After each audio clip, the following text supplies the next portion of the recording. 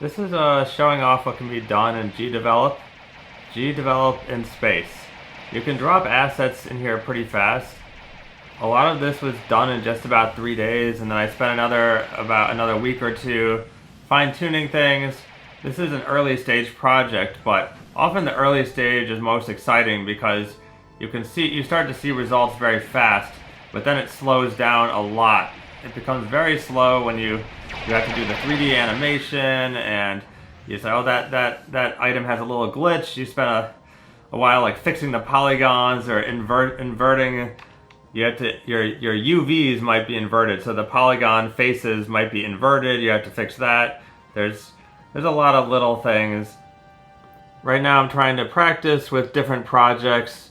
This is a demonstration of something I've wanted to do for a few years, just simple like flying around in space, Star Wars, Star Fox kind of thing. There are a lot of these 3D models ready to go on 3D Model Resource, these video game models that are really good for games because they're simple, and you can just take one of these models, download it for any game like Breath of the Wild or Star Wars, Star Fox, anything, and just put it into Blender. Blender's free. Put it into gdevelop. Gdevelop is free. There's a lot of complexity with learning how these programs work, but they are free, and I've been kind of learning when the need arises, when a problem becomes so bad you can't ignore it, then I learn.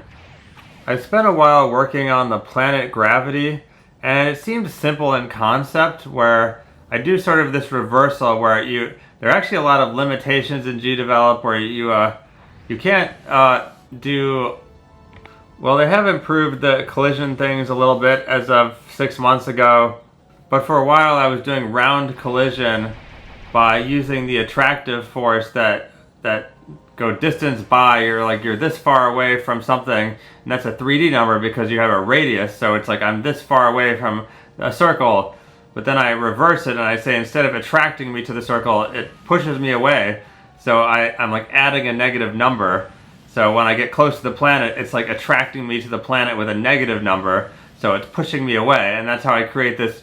That's how I was creating round collision, but now I'm using that same thing to create gravity. So I'm like, when you get close to the planet, it's like slowly pulling you closer based on how far away you are, and it sounds simple enough, but then there's a problem where the gravity gets stronger closer to the planet, but that can cause you to actually get pulled inside of the planet.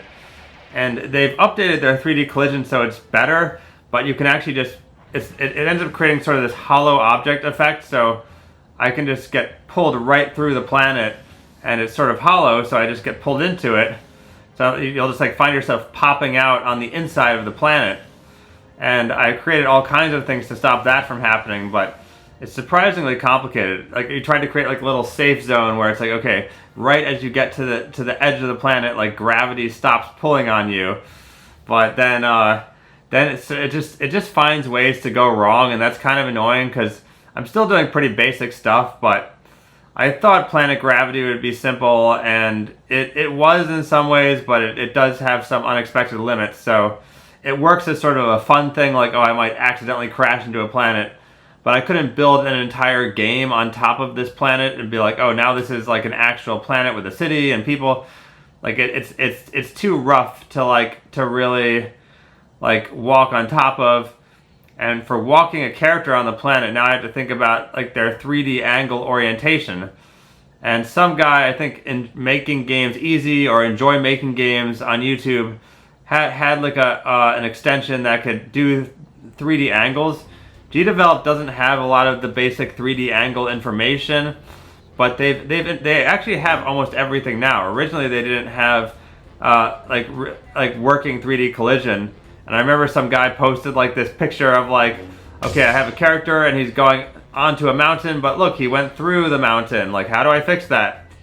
And just the emptiness of the response, just nobody responds, nobody knows how to fix that. But it's like, oh, that's a pretty basic problem, right? But it's like, oh, it turns out the entire gdevelop community, like, nobody knows. And for the longest time, I was like, okay, gdevelop has, like, really complex 3D features. It has ray tracing. Like, somebody's got to be able to figure that out. Like, it's got all the 3D information, but for the longest time, nobody had really cracked it. And there was one guy, I don't know, it was something like, I can't remember now, but some guy cracked it, but his solution was to create like a simulation within a simulation. So there was like, he would load his own separate like program within gdevelop, and I'm like, now that makes all the other gdevelop stuff and all the new updates irrelevant because you're running like a totally separate application within an application. And I'm like, I don't even want to deal with that. And then one day gdevelop just quietly fixed it, and now like 3D collision works. It used to be that we could only work with like cubes and boxes and sometimes a cylinder if you're feeling lucky. But now they just quietly fixed it, and now you can do really amazing mountains and all kind of terrain, and that's a whole separate subject. A lot of times we get lured in by thinking something simple, but the program makes it complicated and it misunderstands all kinds of basic things. But it's still fun to try and then put it down when it starts to get a little too complicated. And of course, just as I'm doing this, like someone comes out with this new like Star Wars mod. I can't remember what it was, but it's the same kind of thing that I was trying to do, where it creates like the atmosphere of Star Wars. And my main project is actually like a Zelda project, but this was sort of a fun side project. But it's just kind of funny that I go on YouTube and someone is like playing as Darth Jar Jar Binks, and they're like, and they're talking to not Kylo Ren, but like Revan or something, and it's like, the fan projects are always gonna be interesting and something to look forward to. But it's kind of funny when you found someone who's doing the exact same thing you're doing, and they've got like all kinds of different tools and resources.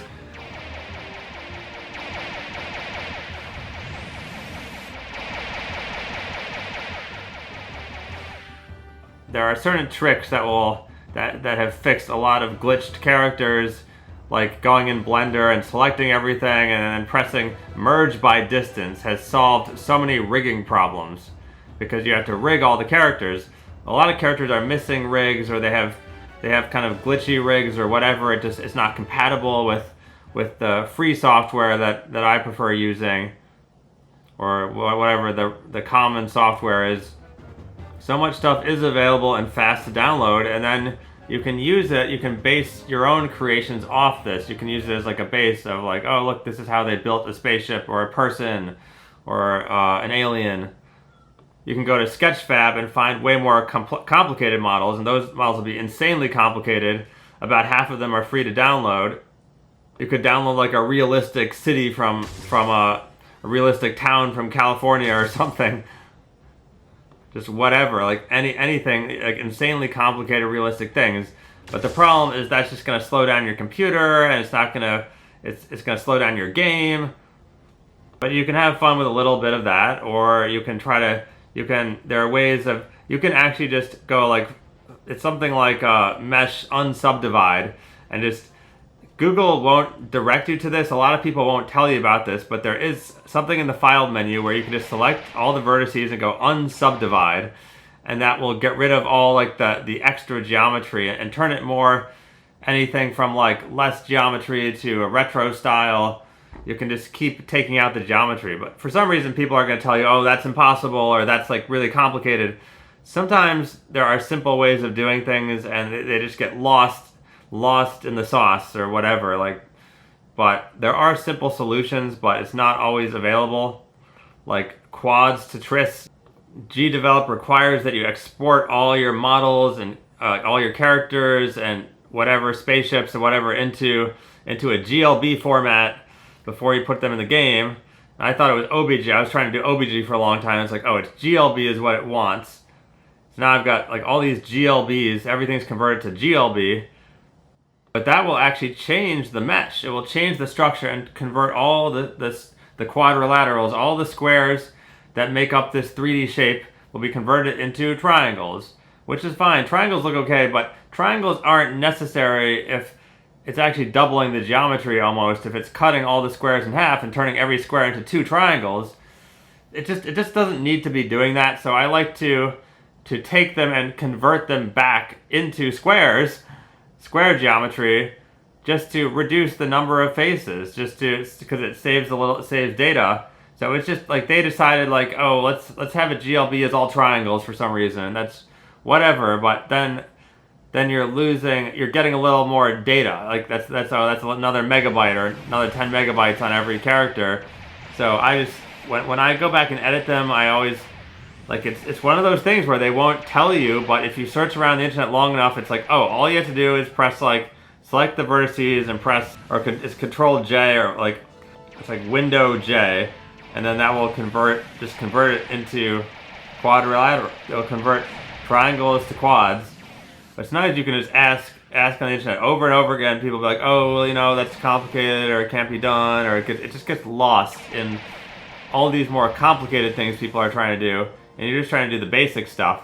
And someone needs to make a list of like the 10 most basic problems you'll encounter with like game design or free game design or game design made easy. There's like 10 extremely, insanely complex problems you're going to encounter, and most people aren't talking about it, but everybody's trying to tackle their own complicated problem. Like, well, I was trying to do like a guy with a sword, and the sword, you can put the sword away, you can take the sword out, but that means you have to keyframe visibility. And it's like, oh, when they updated Blender, they got rid of keyframing visibility. Oh, but someone has a way of doing it, but they have like this insanely complicated way of doing it. And I was like, hey, like, is there a simpler way of doing that? But there probably is a simpler way of doing it. But the problem is, it's just everybody's doing completely different stuff. And like, someone just needs to make a list of like you don't need my whole life story, but here are like the 10 most basic problems you'll encounter with game design. And you're gonna encounter these problems, but you try to keep it fun, and you just focus on what you're able to do, and then you kind of take a break from it and you come back. And sometimes a really complex problem can take 3 days, but if you take a break, you get a new perspective on it, and you'll just think of something while you're taking a nap and be like, oh, I could try that.